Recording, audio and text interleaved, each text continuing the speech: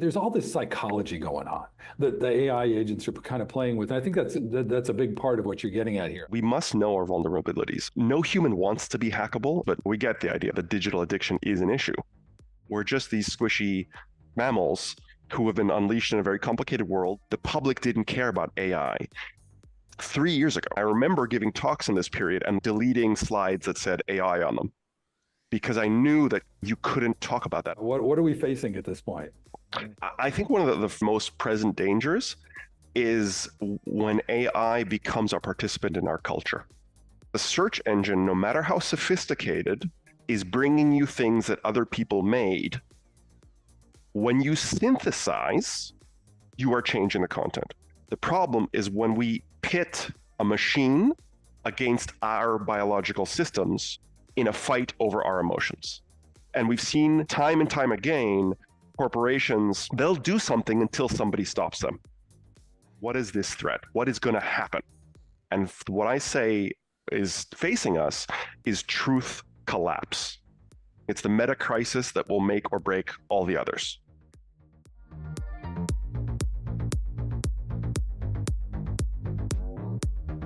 Hey everyone, welcome to the third installment of our chat here at Urbina Consulting and Omnichannel X about AI.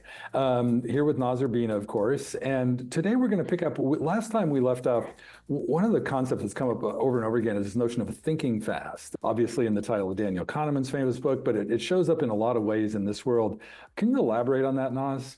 Yeah, so we kind of like the first episode, I think, was think harder or think again. Yeah, we said think again, think harder, and then this third one, think fast. I really like that expression because it has a double meaning, which might not be obvious to some of our English non-native speakers. Actually, it won't be obvious to anybody, the double meaning that I'm intending. But if you're anyone unfamiliar with the expression, think fast is kind of something that you it happened in high school, adolescents, boys are like throwing a ball at each other, and it's kind of like testing each other's reaction speed. So you just say think fast and you throw a ball at somebody's head.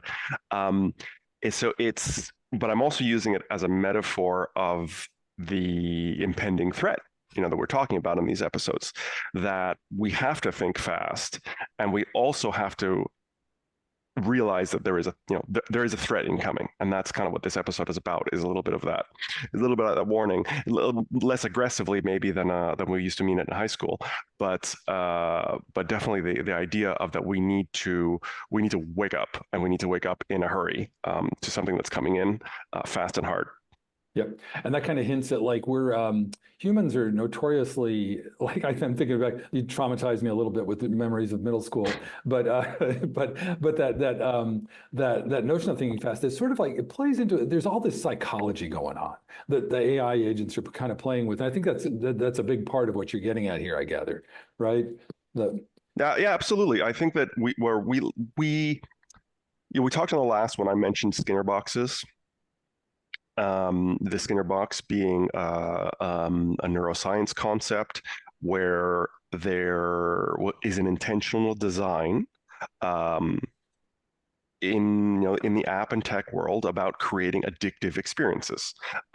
There's a book by Nir Eyal called Hooked, which is literally about how do you design an addictive experience. So it's called How to Build Habit Forming Products. Habit forming being a nice way of saying addictive. And so the Skinner box was the original neuroscience research done on rats to look at that. But I think that it talks to the vulnerability, the reason that we need to humble ourselves. And I've talked about this in lots of talks before, that humility is very important to being able to predict the future, to being able to be prepared for the future. So we must know our vulnerabilities. And the Skinner box raises the idea of hackable humans. Yuval Harari talks about this a lot in his books about, or his talks about the future and the dangers here. And no human wants to be hackable. It really goes deep into our our pride. But the Skinner box is a test which demonstrates that, for example, the slot machine mechanics of addiction work not just on rats but on humans. And we talked in the last episode about how that's now being translated to every app's interface. We all pull down the little thing and it refreshes, and maybe we get some fruit and maybe we don't. And we go back. I don't know how many hundreds of days, how many hundreds of times a day on average we're checking our phones. But we get the idea, and I think we're all kind of comfortable with the idea that this is the digital addiction is an issue, and how the Skinner box, which its formal name is an operant conditioning chamber, by the way. It's a machine that provokes the brain to involuntarily produce addictive chemicals. Like, so if in high school, when someone yelled, "Think fast," and they threw something at you, you don't have a choice about whether your brain manufactures stress chemicals in that moment. So, if I sell you cocaine, that's illegal. If or fentanyl is, we're very aware of the dangers of these substances, and we control these substances which we physically ingest. But if I can mechanically or psychologically provoke an involuntary production of these same chemicals in your brain, that's just fine. Nobody, like, we will, if it's certain types of things, we can talk about certain types of neglect for children, but generally speaking, we have very little control, and we're very paying little attention to this kind of things, where you literally do not have a choice when there's a frontal attack on your brainstem to produce these chemicals in your brain. And these chemicals, whether they're addiction chemicals or stress chemicals, are the same chemicals that we control when they're actually physically being ingested. So I have a lot. I can go on. So this is my big passion right now, is making people aware of our vulnerability, our hackability, and how this has been an issue for 20 years with soft versions of AI, and with the AI that's coming, we're just going to supercharge that. Yeah, and a lot of what you're talking about is now, it kind of reminds me of like the evolution of this understanding of human behavior. I think it started off as like, oh, we can figure this out. And then we realized, I don't know, 15 or 20 years ago with Dan Ariely and all the behavioral economists, that like, oh no, you're irrational. The whole foundation of economics goes away if you remove rationality. And I can prove that you are indeed predictably irrational. Can you talk about how that sort of understanding evolved, like your thinking around this? Yeah, absolutely. So Dan Ariely, Daniel Kahneman, Richard Thaler, there's all sorts of researchers who I'm passionate about that have been developing the neuroscience behind this. So Predictably Irrational was Dan Ariely's book, where he talked about one of Richard Thaler's theories, which was known as nudge theory, which won him the Nobel Prize in economics in 2017. I really love Dan Ariely's examples. He's a great writer and great speaker if you want to look him up on his TED Talks and stuff like that. So nudge theory demonstrates how without any necessarily conscious perception by the person, behavior can be altered in all sorts of ways, using things like anchoring, social proof, defaults. For example, there are examples like you have two countries, I think it was Austria and Germany, they're right next to each other, and they're culturally very similar. And organ donorship in one was hundreds of times more than organ donorship in the other. And they're trying to find out, because there's just no cultural or social, or there's no reason for this. And they found out that in one country, organ donorship is opt-in, and the other country, it's opt-out. So they set the default, and people don't bother to opt out. And so people were donating organs all over the place. Where they had to opt in, they didn't bother. So the not bothering was the thing. You would think like what happened to your organs would be an important choice that people would actually care about, but we don't. We don't. We go about our life focused on our lives, and these little choices are hugely affected by the defaults that systems present us. Another really easy example is that they wanted to encourage, I don't know if it's employees or students, I have to look up the example, to eat more fruit in the cafeteria, and they didn't want to mandate that or like do a whole like eat your fruit campaign drive. So what they did is they just put the fruit on a higher shelf, so it was at eye level, and they put the sweets on a lower shelf, and that's it. That the availability heuristic was enough to hugely drive changes in behavior. And so Dan Ariely goes on for examples and examples and examples of this. And they get to a point where, well, the reason the book's called Predictably Irrational is because they get to a point which can be really scary for people. So that the anchoring effect, so this effect of what was the default, goes really deep. So they did experiments where they were asking people to bid to bid money to purchase things. But before they did their bidding, they all had to read their social security numbers. The people who had social security numbers that ended with larger numbers, so if your social security number ended in a 99 or an 80 versus a 10, people would bid more money on the products when it came time to bid on products. So that's predictable, but totally irrational. There's no connection between these two things. There's no logical reason for this. And as you say, so much of our economic theory, so much of our legislative, like our laws about, how we handle things in business, assume this rational agent behavior as if we're all running a little economist in our head who is doing a cost-benefit analysis on every decision, when we're not. We're just these squishy mammals who have been unleashed in a very complicated world, and we're trying to, live our lives. Yeah.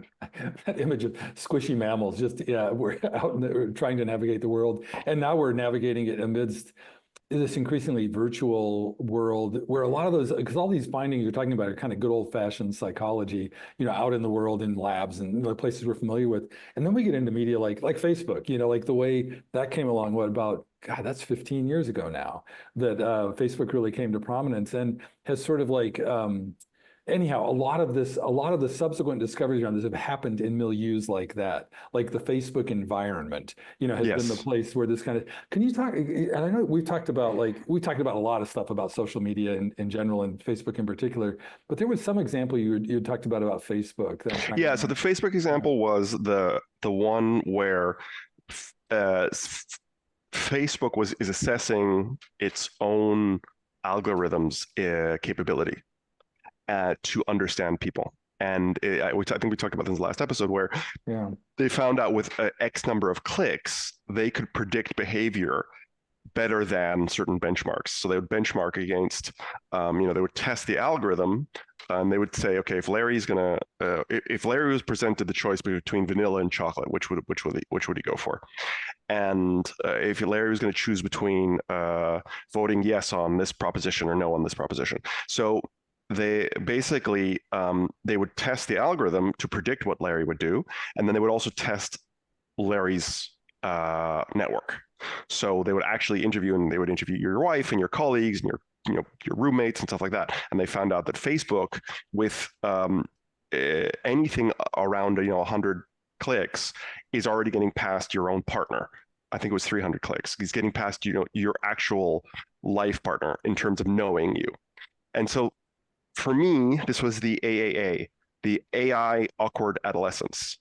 There was this period, and I remember giving talks in this period and like deleting slides that said AI on them, because I knew that you couldn't talk about that. And I just heard an interview. I just heard an interview with Mo Gawadat.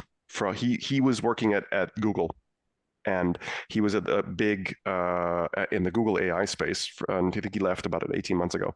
And he was talking about how in 2021, there was it just wasn't interesting. It was sort of like a techie niche topic, like when we discover something about particle physics. AI, the public didn't care about AI. 3 years ago. And so all between 2007 to 2017, I absolutely couldn't talk about AI. And I remember specifically avoiding that but these were AI systems. They were systems that learned on their own, and they improved themselves on their own in ways that their creators did not even understand. Um, and they were changing the world. And now we're starting to see legislation. Now we're starting to see reactions. Now we're starting to see long-term data studies, like these huge increases in self-harm by young girls. The polarization of men and women. So there's been a lot of studies on that lately. How our diet of our information diet is pushing apart the genders. So people who male identify are becoming more right wing. They're becoming more militant, and women are changing so much actually. But the separation is a scary thing. So I think Facebook is the hottest field for doing psychological research these days, and it's Facebook being just the prototypical social network driven by artificial intelligence. Mm-hmm. Yeah, and one of the consequences of that their ability to apply all this stuff we've talked about in addictive ways is sort of like what Cory Doctorow, I won't use the word he uses here, but he's talked about the degradation of platforms over time. That like you get all the attention and then you lure in all the publishers with that, and then you abuse the publishers, but you're still selling, you still have enough attention that you can sell the advertising. Anyhow, it's this really bad cycle, and it kind of culminates in a degradation of the platform, which kind of culminates in, and this is kind of related to our world of content, is like, what do publishers do anymore? Like that's one of the big business consequences of this. Yeah, I don't think it's even restricted to publishers at all. The example that you're of the phenomena you're talking about, that my favorite example is actually Uber Eats or Uber in general. So what happens is that you have something like Uber where they come out and they don't have to make any money, because we've moved from a model where you had to build a business and your business had to get profits, and then you could grow, and so on and so on. Since we've gotten to the snowball of concentration of wealth, we have investors who have so much wealth that you can just keep getting rounds of investment, because they're all betting on the next big thing platform. You can have something like Spotify or Uber, which is barely making money or doesn't make money. Spotify is kind of like an example where at least people like Spotify. In Uber and Uber Eats, you have a situation where at the beginning they were pushing out all the taxi drivers because they were so much cheaper, because they had the power of algorithms plus crowdsourcing the drivers, and they have no regulations. And then so they completely push out the traditional services, and then they're not making enough money, so they have to start putting in things like surge pricing. So they start charging more money. They start squeezing their drivers and delivery people even more. Uber Eats starts squeezing the restaurants more. So everybody in the process is getting squeezed. The consumers are paying more money.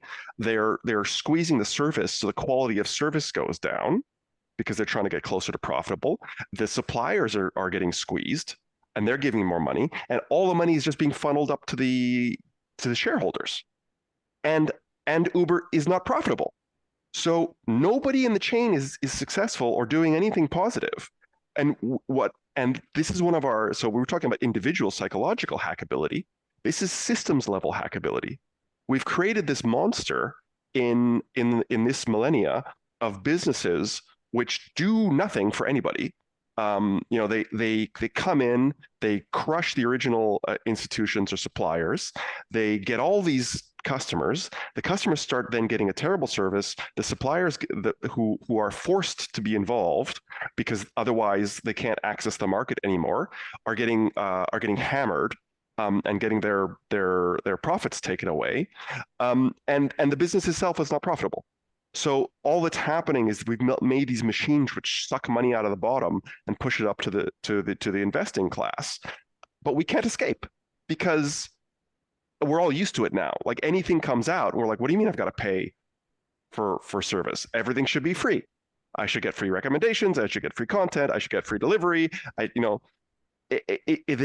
We've created this vicious cycle where socially we've become addicted to these crazy levels of free service, which were unimaginable in 1999.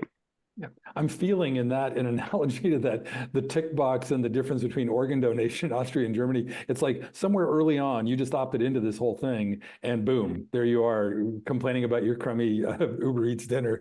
Well, Yeah. we all opted into free. We all, Yeah. when all these companies came out and started giving away free stuff on the ad model, that created this platform where you could innovate with things like Uber Eats and YouTube and Spotify. So it all just kind of spun out of control, and we socially all opted into to free. But I want to bring this back to AI though. I was just going to say that like it seems like that like is AI just pouring fuel on this fire that already is burning?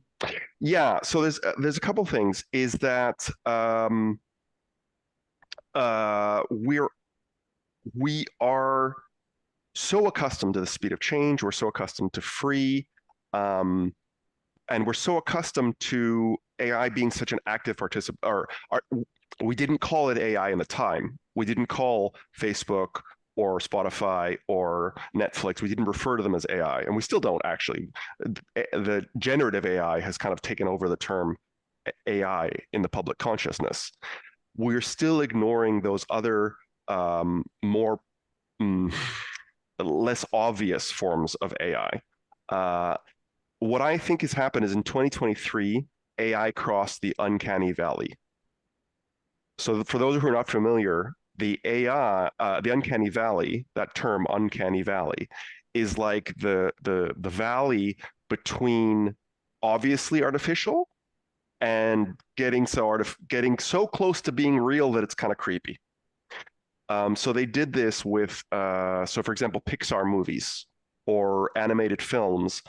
They were very conscious of this about 10 years ago, because about 10 years ago, they got to a point where they could create artificial characters that were looking so human it wasn't fun anymore. It's not fun to watch a human get hit in the face with a frying pan. It's fun to watch a cartoon get hit in the face with a frying pan. So they actually had to start making their characters more obviously characters, less human, because if you get to that point where that's starting to look like really real now, humans start to have a very emotional, visceral response. And what happened was AI, it was a thing before. It was this thing that learned to provide you recommendations.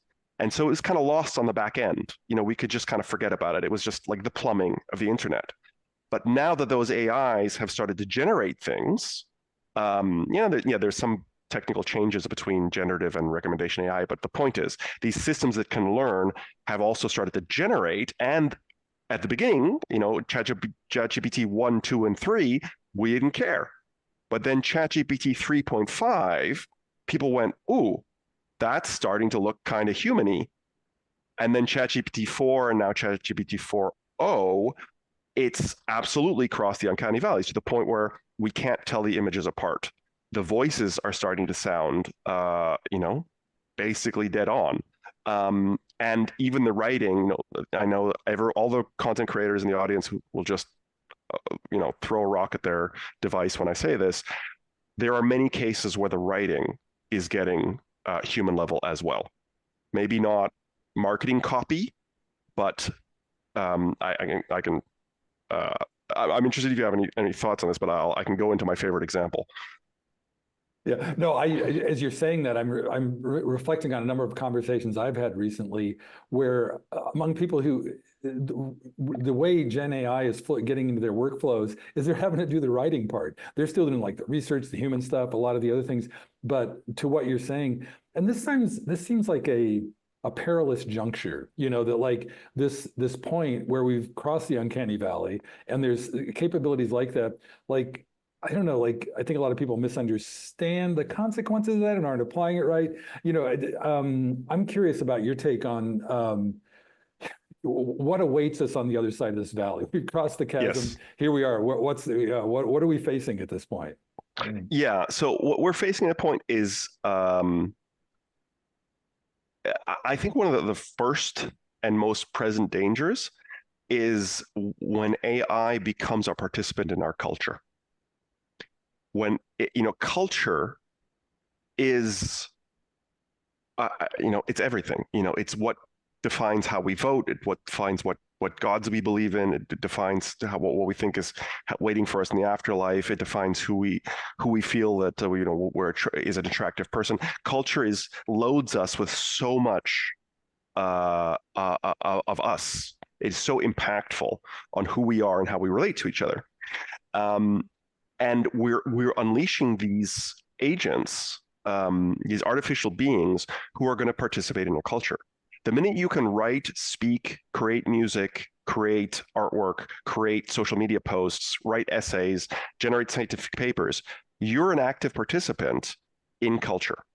We were just discussing with Jeff Eaton, who's been on the podcast multiple times. I love Jeff. We agree 98% of the time. And he did a little post, and he was kind of trying to take a bit of the mysticism away, of mystique, I should say. He's trying to lower the magic feeling around AI and reminding us that it's a statistical engine that has training data, and when you're prompting it, you're not calling into being. Like when you say act as a marketing executive, or you say act like a school tutor, you're not conjuring a being into life. You're just kind of shooting a line through.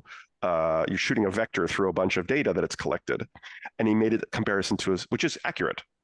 But he kind of made this comparison to a search engine, and I can't abide by that comparison. I have to get back to him. I haven't done it yet, but I really can't deal with this. It's AI is like a search filter, or like a search filter once removed, because I think that metaphor lets us out of the real threat. Because a search engine, no matter how sophisticated, is bringing you things that other people made, which you can then read. When you synthesize, you are changing the content. You are always, when you summarize, when you synthesize, you are taking it through a certain lens, and you are altering that content. It's so, like, if I had a search engine that went into a IKEA warehouse, and when you said I want to make a table, brought you back all the parts that are most statistically found in tables and put them in a pile in front of you, that's very different than an AI that goes in and builds you a table.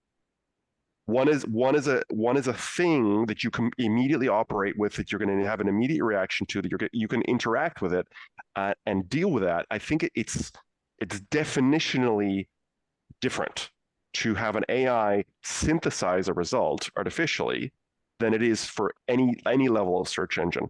It is not comparable, and I think that if we keep coming back to that, it's just a fancy search. That's where we're missing how impactful it is to bring these things which have been trained on biased data through the cultural lens of the corporations behind them, and unleashing them into our world. I think I think that's the real mental shift we have to make, that we're inserting participants into our social dialogue.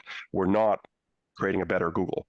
Yeah, no, that notion, you're reminding me now, like, and that's only going to get worse this year as agents come along and start to, like, put more of these kinds of experiences together. But as you're saying that, I think of ChatGPT and a lot of these Perplexity, and like a lot of the interfaces look kind of like a search engine. And the thing you get back, and now Google has just launched this new, it was called SGE. I forget what they're calling it now. Search generative. It was called. They now it's called AI overviews. Yeah, AI overviews. So they renamed it to something less dumb. So now they do AI overviews. So now by default, if we come back to this defaults thing, the default response at the top of Google will be a synthesis that a machine has written, rather than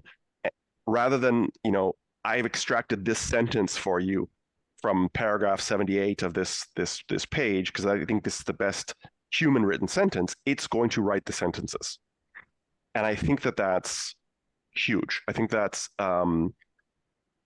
it's not a one-way ticket to disaster, but I want people to understand the significance of it. And I want to bring this all the way back to the beginning where we were talking about hackable humans and this kind of thing. I tell a story a lot when I'm talking about, why am I getting so excited about this stuff? And we saw that what you can do with a rat in a Skinner box, addicting them to a slot machine, you can do to a human being. And we saw that with slot machines. There's other examples, which I really like from the animal world. And there's several of these, but my favorite is a breed of Australian beetle. And these beetles, their numbers were collapsing in Australia. And the reason that these beetles were dying is because people would throw their beer bottles out in the wilderness when they have a picnic or whatever, be on a drive. They just toss beer bottles out in the wilderness, and sometimes they would break and they would get distributed and then get thrown around. So you have all these little pieces of broken glass, green beer bottle glass, and this green was so attractive to the beetles that the male beetles would keep trying to mate with the beer bottles, and they would never actually go and find real female beetles to have a relationship with. And yeah, they're beetles, I get it. But what we have seen is we are organisms, we have systems, and those systems can, if they're given the right frontal attack by a slot machine, by Instagram, and by the artificial intelligence systems that we see coming in, we can be overpowered by these machines. Our minds are not under our control. They can be hacked.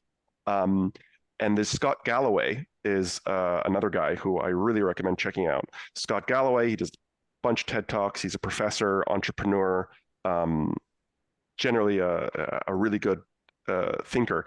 He says the biggest danger of AI to especially to young men is loneliness. So I'm going to do something which I never do on the podcast, which I'm going to show a video, but it's a video where what's important is the audio. So even if you are listening to this podcast and not watching it, you will be able to get what I'm talking about. I'll just leave you with that idea and I'll play the video. So Scott Galloway says the biggest danger of AI, especially to young men, is loneliness. Hey, how's it going? Hey, Rocky. I'm doing great. How about you? I'm awesome. Listen, I got some huge news. Oh, do tell. I'm all ears. Well, in a few minutes, I'm going to be interviewing at OpenAI. Have you heard of them? OpenAI? Huh? Sounds vaguely familiar. Kidding, of course. That's incredible, Rocky. What kind of interview? Well, it's for a software engineering role, but I just need to know, do I look presentable, professional? Well, Rocky, you definitely have the I've been coding all night look down, which could actually work in your favor. Maybe just run a hand through your hair or lean into the mad genius vibe. Your enthusiasm is what's really going to shine through. I don't have a lot of time, so I'm just going to throw this on. Pause there for the audio listeners.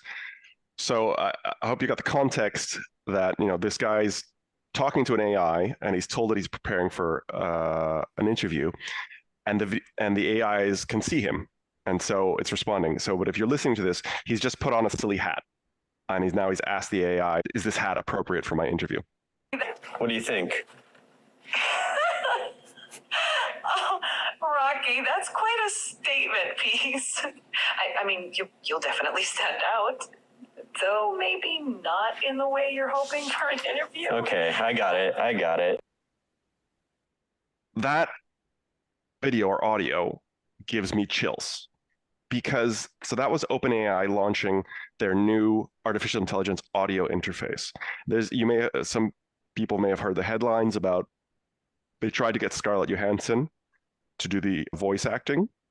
She was in the movie Her. A very good movie. I don't know if we mentioned the podcast before. For me, one of the big artificial intelligence films of the past 20 years. In that film, Scarlett Johansson plays the voice of an artificial intelligence, in the near future. And it's about a guy who falls in love with his device. And they have a whole relationship and blah, blah, blah. That's the plot of the movie. And there's two things that freak me out here. One, OpenAI was not even intentionally trying to create a flirty, seductive AI.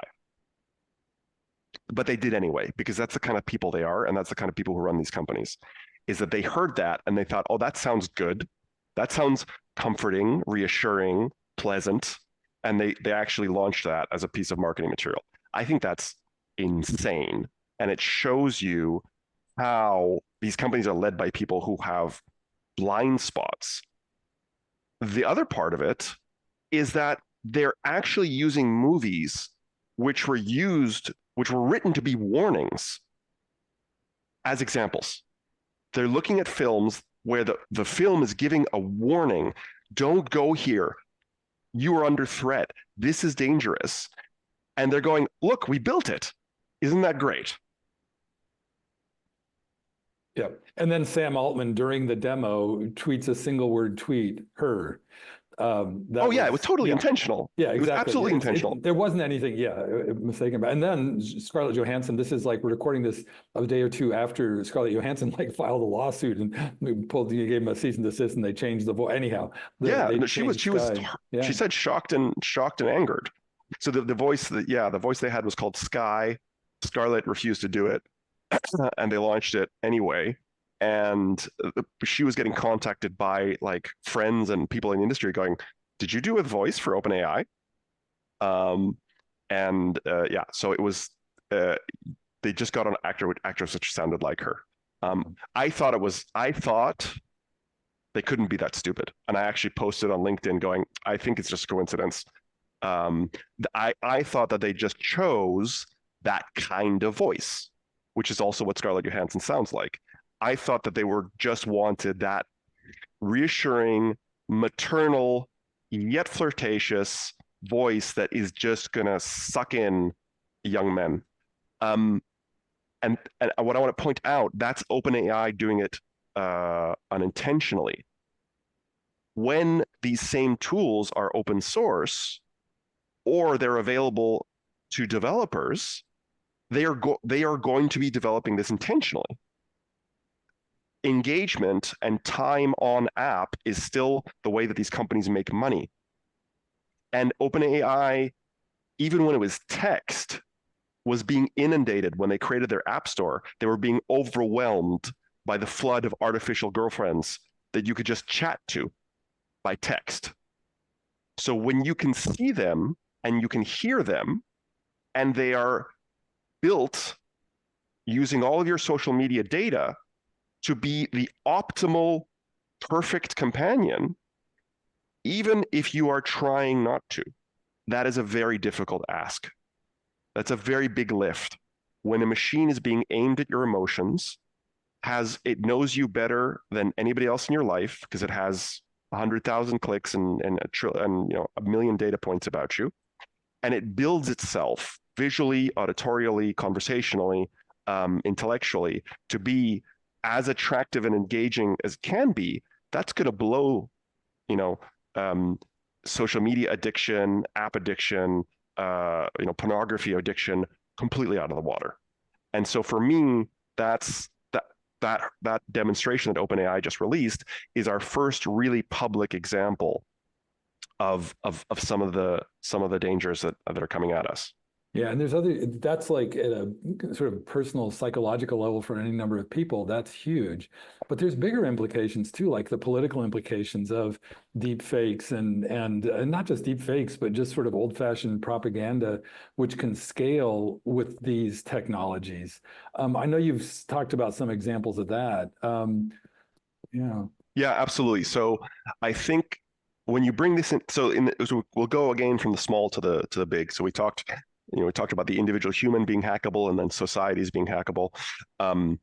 Now we've just talked about the individual human being taken in, seduced, confused by these things. We talk about in our political sphere, the threat here. If I'm going to put a name on it, and this is the name that I've gone with. What am I talking about? What is this threat? What is going to happen? And what I say is facing us is truth collapse. Truth collapse for me is I'm saying it's the meta crisis that will make or break all the others. Because if we have a collapse, as we are already beginning to experience,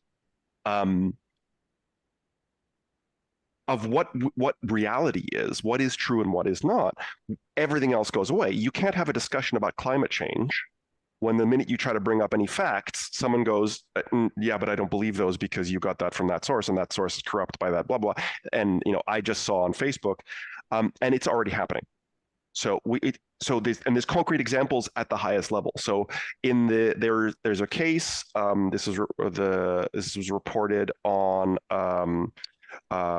Amanpour and Company, which is it's a news agency. I really like some of their reporting, and they were talking about the case of a U.S. congressperson who was directly repeating Russian propaganda, like known, identified Russian propaganda. It was so some Russians took some pictures of some yachts floating in the water, and they did a social media post saying that Vladimir Zelensky had these two yachts. They were his yachts, and in Congress, I don't know if while in session, but this congressman was being interviewed, and in discussion, he said he doesn't want to give money to Ukraine because it's just going to go to buy more yachts, which is the social media post. And so it's funny because we use the word empirical evidence. I actually looked that up recently because I was like, what is that? What does that mean? Does that word mean what I think it means? Empirical evidence is the evidence that the flat Earth movement uses. So the people who think the world is flat, they believe in empirical evidence. What empirical evidence actually means is that which can be sensed with our senses. I saw it with my own eyes. I saw the boats. I saw Vladimir Zelensky's yachts. You can do that with a photograph and some fake words. When you take that up several orders of magnitude and you're actually showing high definition video of this or that politician doing this or that thing, how undoing that emotional impact on the individual and undoing the social impact on our democracies and social discourse is something that we are not ready for.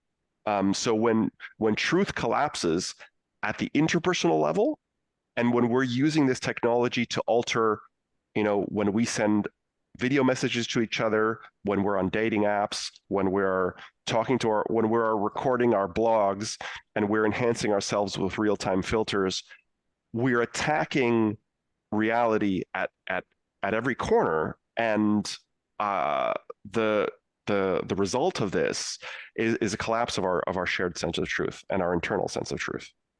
Yeah, that's this is getting pretty bleak. But I know that you've also thought about like how we can get out of this, or like how, because harkening back to, we talked about Nir Eyal earlier in the thing, and he wrote that book Hooked, but then he wrote another book called Indistractable, about how for consumers to get unhooked.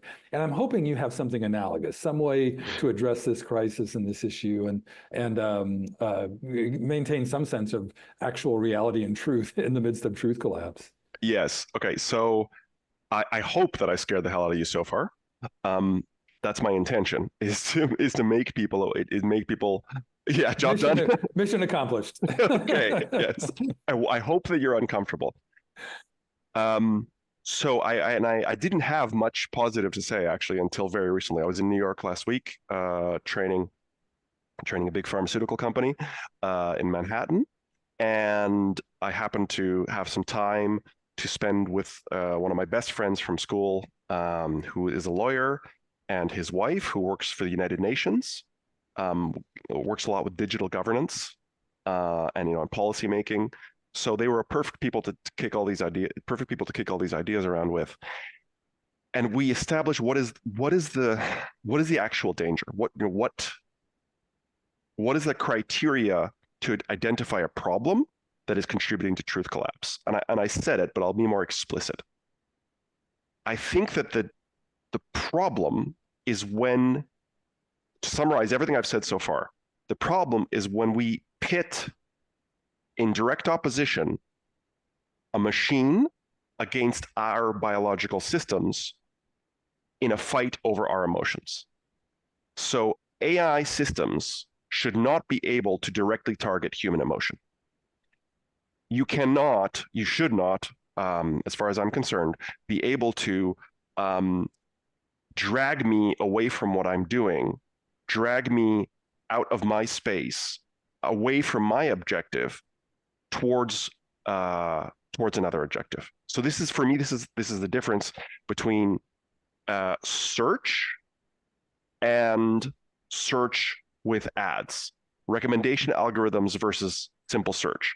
I'm initiating a search. I want to find this information. Versus you have found this information, you've consumed it. Maybe you want this information. Maybe you want this other information. For me, the simple phrase is, I'm gonna parrot.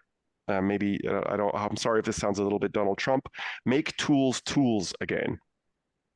So we have, in the last 30 years, gone from having tools that were things that human beings applied to chase their objectives to these active agents, which are going beyond their remit and starting to take us off in directions that we do not. When we started to maximize for engagement, we started optimizing for dopamine in the brain, so the pleasure chemicals. We started optimizing for stress and rage chemicals in the brain. Anytime that you're using an automatic system to manipulate emotion, I think that you're going beyond the tool and actually making the human into a more passive participant in this process. We've seen time and time again, corporations, they'll do something until somebody stops them. So I think that the answer, the solution, is to actually start to legislate against this frontal attack where AI algorithms are in battle with our human emotional management algorithms. So what's really difficult to swallow about that is it means all of us kind of accepting there's going to be more controls over things that we love. Like, we love our Instagram reels. We love scrolling through TikTok. Love in a maybe, a little bit of a sick and abusive way, in the sense that it's an addictive situation. But we love the convenience of this machines constantly being there, shoving stuff under our nose that we might like. You might also like aspect of the internet is something that we really like. And also someone will make the argument, but the trillions of dollars of revenue is made, and then the economy is built on this stuff. Yeah, but smoking, leaded gas, pharmaceutical drugs, these were all massive, geopolitically world-altering industries, huge industries. And then at one point, we said as societies, wait, you can't do that. It's hurting people. That's what regulation is. It's when a society says to industry, you can't make money that way anymore because you're doing too much damage. And most of the time, it takes decades. Sometimes it takes centuries before we wake up. And so what I'm kind of saying with truth collapse is saying that's the point on the horizon that we're going to, if we don't start to make tools again and stop corporations from being able to automatically manipulate our feelings. Yeah, that's reclaiming the tool seems so powerful and it seems like the whole theme of this thinking fast, like, do you see an opportunity in the this environment where things happen faster? Do you think we can come up with solutions as quick as they're coming up with the problems? Or I think there's been a lot of good thinking. So I'm not the ones who's going to solve this. I'm just kind of raising my ideas and trying to be part of the conversation. But there are a lot of people who have been already thinking deep about how do we defend ourselves against systems like this. So when I was talking to my friends in New York, the woman who works for the UN said, "Yeah, well, we've been doing emotional manipulation. There's been systems of this going back centuries. The Nazis did it. The Russians are doing it. The US does it. All nations, to a degree, are putting in techniques and systems to manipulate emotion. And so the same defenses that you have against things like fascism, against extremist ideologies, a lot of that thinking already exists also. And so that's one of the things I'm going to be talking about a lot on Truth Collapse is how do we prepare ourselves as individuals? How do we defend against when someone is not attacking you through aggression, but attacking you through seduction? You're so great. America was so great back then. Make Russia great again. Reunite the like when people are trying to butter you up and with beauty and attractiveness, and make you feel so good that you want to go with them, you want to spend your time with them, you want to follow them, you want to vote for them. So those techniques of defending yourself against that already have been very well developed, and I have to do a lot with humility and understanding your vulnerabilities, understanding when a relationship is real versus a relationship is manipulative. So I've done tons of research on this. I'm really fascinated by it, and then there are techniques, and that's something I want to address as well. excellent. I'm looking forward to learning way more about that. So the same guy I mentioned earlier, Mo Gawadat from Google, he's one of the examples of many people where I call it my screaming at the TV people. Obviously, I'm screaming at my phone these days, not the TV, but I'm watching people in government, watching people like Sam Altman, in OpenAI, Elon Musk, people who have huge amounts of control over our cultural and technical worlds. And I'm not hearing the kind of language that we need to. There's too much focus on let's make the platform, let's make the money, and then we'll worry about the exactly what of course Mark Zuckerberg, what Mark Zuckerberg made himself famous for, of moving fast and breaking stuff. I'm still seeing a lot too much of that. I really have.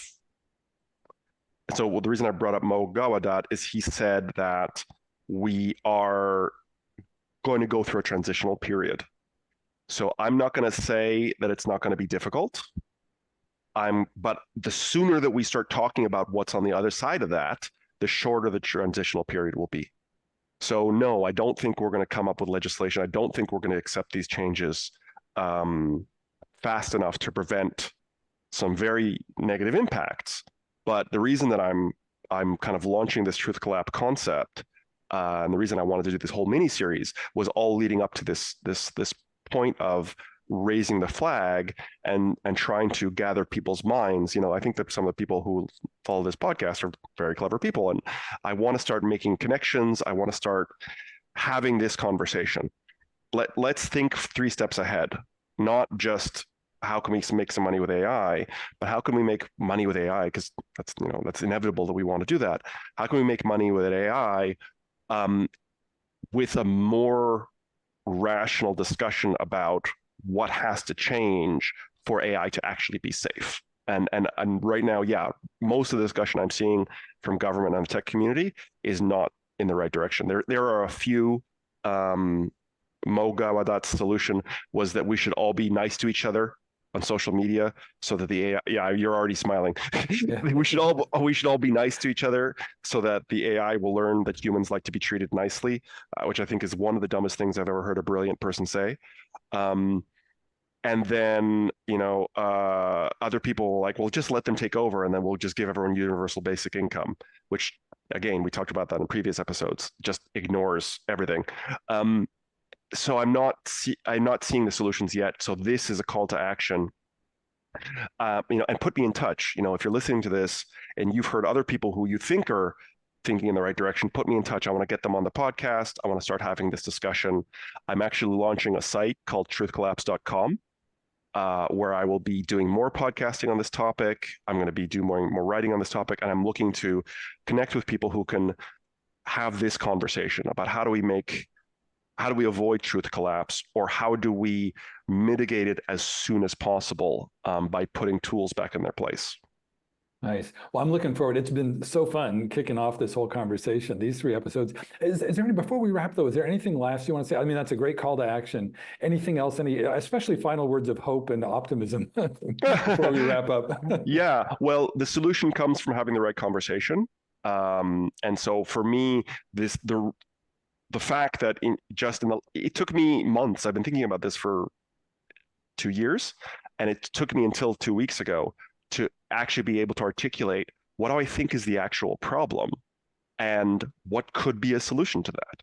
Once I kind of put it into words and said machines should not manipulate my feelings, then I was like, then the solution comes from that, which is that, yeah, so stop that. So the fact that we are having the conversations to articulate the actual threat and the problem, as scary and unpleasant as that is how you make solutions, by truly defining the parameters of the problem so you can identify, so then what needs to change. So that's my message of hope. The fact that we're having this conversation is part of solving it. Perfect. Well, thanks so much, Naz. I really enjoyed this series of conversations. My pleasure. Thanks for being a part of it. Hope you all check out truthcollapse.com. It's going to be very different than my usual kind of omni-channel content thing. As you've seen, we've been drifting further from the, how do you, do your omni-channel strategy. I think that they are related, so which is why I launched it on the podcast. I think there's going to be some thinkers here who are starting to think these ways and concerned about these things. Keep in touch. And again, I'm looking for people to interview. I'm looking for people to talk to, and I'm looking for your feedback. If you felt something listening to this episode, please let me know. Cool. And I'm sure you'll have contact info on the episode webpage. And absolutely, of course. Great. Thanks, Naz. Thanks so much, Larry. Talk soon, everybody.